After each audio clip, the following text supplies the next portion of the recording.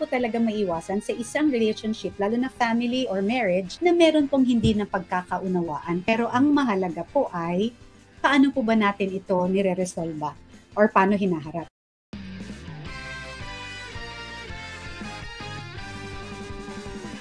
We welcome you dito sa Happy Spouse, Happy House. My name is Coach Chico. And I am Mary Ann Peña. At ito na nga na tayo ay Happy Spouse, Happy House. Ang topic natin ngayon ay, sino ba ang may issue? Si husband o si wife? Sige, type nga po kayo. Sino ba ang may issue? Not necessarily na kayo po yan personally. It's best po na pag-usapan po natin itong about conflict resolution. Minsan, inaayunan ba ang tawag doon? That we tend to agree na yung wife ang kaibigan mo o yung husband ang kaibigan mo, automatic, sinasabi mo, ay hindi, ikaw ang tama. Pag-usapan natin, so ano nga ba ang dapat natin gawin? Pero bago po natin pag-usapan yan, huwag niyo pong kalimutan muna mag-like, subscribe, at share po sa ating mga social media accounts para po lumawak pa ng lumawak ang ating community at patuloy po tayo na makatulong din to every family out there. Kasi bawat pamilya may pag-asa. We will present to you 7 habits for healthy conflict resolution in marriage. I-establish po muna natin na hindi po talaga maiwasan sa isang relationship, lalo na family or marriage, na meron pong hindi na pagkakaunawaan. Pero ang mahalaga po ay, paano po ba natin ito nire-resolve? So, the number one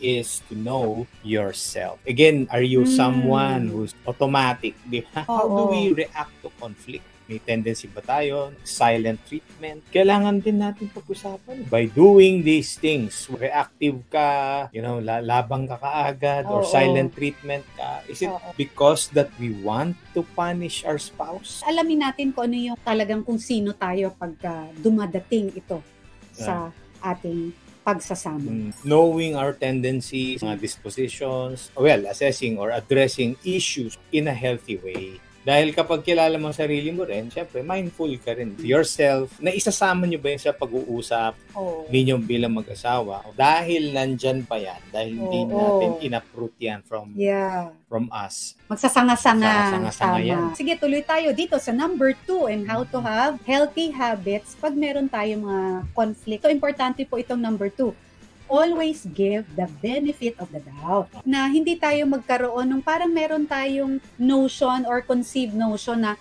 kasi siguro ito. So, bigyan po natin ng pagkakataon na paliwanag din, mapag-usapan. Kailangan, hanggat hindi po natin nakukuha lahat, be our practice na maghintay po muna na makuha po natin ang side din ng ating asawa, ano man yung hindi nyo pinagkakasunduan, para wala po tayo nung parang one-sided lang. So, kailangan marinig po natin yung kabila para mabuo po natin ang kwento at doon po tayo magre-resolve. Just don't jump into conclusions, yan. Diba? When you resolve a conflict, kailangan po bigyan natin ang ating asawa ng benefit of the doubt. Ang isa pong relasyon ay talagang daily choice po yan na pagka merong conflict, we choose to respond and not to react. So when conflict arises, we learn to trust, hope, rather mag-doubt at manghusga. So, sige love, number 3 habit natin na pwede natin practicein na. Distinguish between what can be overlooked and then what needs to be addressed. May mga bagay kasi na wag na nating ihalo-halo na pagsamasamahin pa dahil may mga detalye na we can just let it pass. Will never bring it up again. Yan. Kasi hindi naman lahat ng bagay kailangan pag-awayan. Hindi po lahat ng gera kailangan nating puntahan. Marriage of being peaceful, blissful sa inyong pagsasama, kung hindi po yan makaka-add, wag nyo na pong idagdag. So, overlook po natin yan papaano, dahan-dahanin, pero nagsisimula po yan sa pag-usap ninyong dalawa. Dapat namnamin natin para maging healthy ang ating pagsasama. Number 4 na po tayo. Let's see the bigger picture. Tingnan po natin kung paano din tayo magkaroon ng pagbabago so that we will have empathy and understanding toward our spouse. Actually, exactly. Seeing the bigger picture will encourage better understanding. Pag minsan sarili lang natin, hindi kasi tama ako. Pero ito po, dahil you want to see the bigger picture, gusto mong intindihin ngayon. Ang husband mo mo or wife mo Ah. para makita mo yung buong kwento at mas maintindihan siya at matulungan. Importante talaga yung merong someone, a couple, or the same husband or another wife na who will speak to you. Can speak life to you. Maging open tayo sa mga ganun. Doon tayo matututo eh. Hindi kayo magkaintindihan mag-asawa. But you need to call a friend na para kayo ay paalalahanan. Tama. At ma-process din our community in Happy Spouse, Happy House. We are here also your marriage coaches. Kung may question po kayo, to pag-usapan na natin. Ito importante. Solve issues one at a time. Tanungin niyo po muna ang sarili ninyo. Sandali. Kaya ko ba to i-overlook? Or issue ko ba talaga to? Kasi minsan po, naasar ka lang pero hindi mo naman talaga issue. Kung sakali lang po, no, we're not saying na lahat ay issue po natin or ng mag-asawa, isa-isa lang po muna. Kaya nga importante na dun from number 1, tanungin nyo na po ang sarili ninyo. Ang mangyayari niyan, tsempohan nyo po, pag-pray nyo po kay God na bigyan kayo ng pagkakataon to say the right word, see the bigger picture. Huwag kayong magre-resolve ng conflict para mag-bring up lang ng sari-sari pang mga issue na unrelated. Madi-distract lang talaga.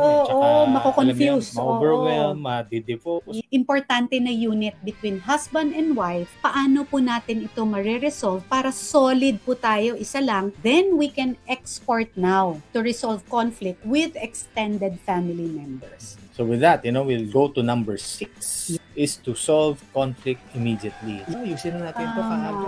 You know why? Even in what scripture tells us, do not let the sun go down. That's true and very powerful, diba? Pagka ang Bible naman ay nakipag-usap sa atin, and scripture speaks to us, ibig sabihin, gawin talaga natin yun. It's going to be so unwise pag ang conflict ay nagtatagal. Hindi maganda. As you progress, as long as we are living, may mga challenges po talagang importante. Alam natin paano ito resolvehin.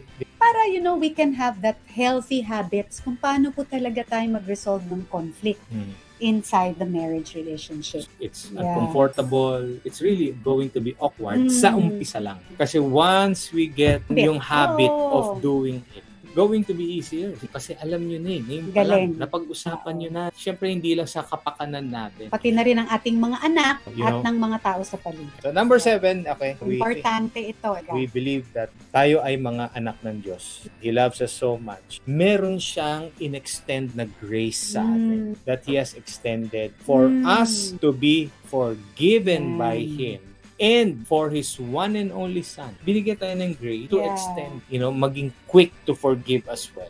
We will always just have to respond to that. Maintindihan natin, we are sinners, we are people na talagang nagkakamali talaga tayo, we offended. Meron tayong something that we can also give. Kasi di ba sinasabi po nila na hindi tayo pwedeng magbigay kung wala tayo. Tama po. Since we are given grace by God, so hindi yun po rin yung grace na ine-extend natin sa ating asawa, sa ating mga anak, at sa ating buong pamilya. And so there, those are our 7 healthy habits to resolve conflicts. Don't forget to like, subscribe to all our social media accounts, and don't forget to share. So there, we'll see you again here at Happy Spouse, Happy House.